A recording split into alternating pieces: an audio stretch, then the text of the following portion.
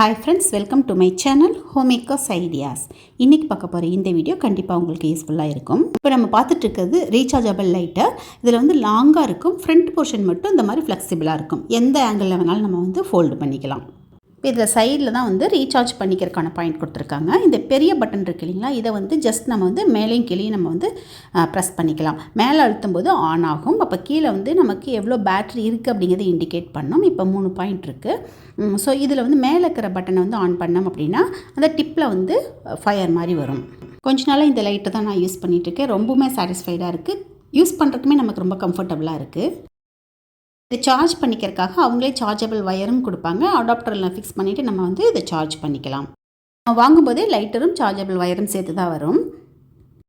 இது போல் பெரிய தோசைக்கல் இல்லைன்னா குக்கர்லாம் பெருசாக வச்சோம் அப்படின்னா நமக்கு வந்து இந்த பர்னருக்கான கேப் அதிகமாக இருக்கும். ஸோ அந்த டைமில் வந்து மேட்ச் பாக்ஸ் எல்லாம் நம்ம யூஸ் பண்ணி பண்ணும்போது ரொம்ப கஷ்டம், கை சூடாகும். அதே மாதிரி அது ஆன் ஆகிறதுக்கும் வந்து ரொம்ப டைம் ஆகும். அந்த டைமில் நிறையா கேஸ் வந்து வேஸ்ட் ஆகத்தான் செய்யும்.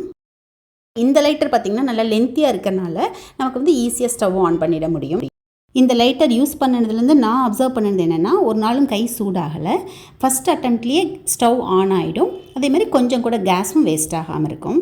ரெகுலராகவே எனக்கு கேஸ் ஸ்டவ் ஆன் பண்ணுறதுக்கு லைட்டர் யூஸ் பண்ணுறதுக்கு ரொம்பவுமே பயம். ஏன்னா அது ஒரு 2-3 டைம்ஸ்க்கு மேலே நம்ம வந்து ப்ரெஸ் பண்ணிகிட்டே இருந்தோம்னா தான் ஸ்டவ் ஆன் ஆகும். அந்த மாதிரி ஆன் ஆகும்போது கேஸ் நிறைய வெளியில் வந்துட்டு டப்புன்னு ஒரு சவுண்டோடு ஆன் ஆகும்போது ரொம்ப பயமாக இருக்கும். ஸோ அதை அவாய்ட் பண்ணுறதுக்காக தான் மேட்ச் ஸ்டிக்கை தான் நான் ரெகுலராக யூஸ் பண்ணிகிட்டு இருந்தேன். ஸோ அது வந்து பெரிய பாத்திரமெல்லாம் வைக்கும்போது கை வந்து சூடாகிட்டு இருக்கும். ஸோ இந்த லைட்டர் யூஸ் பண்ணதுக்கப்புறமே அந்த மாதிரி கம்ப்ளைண்ட்ஸ் எதுவுமே இல்லை.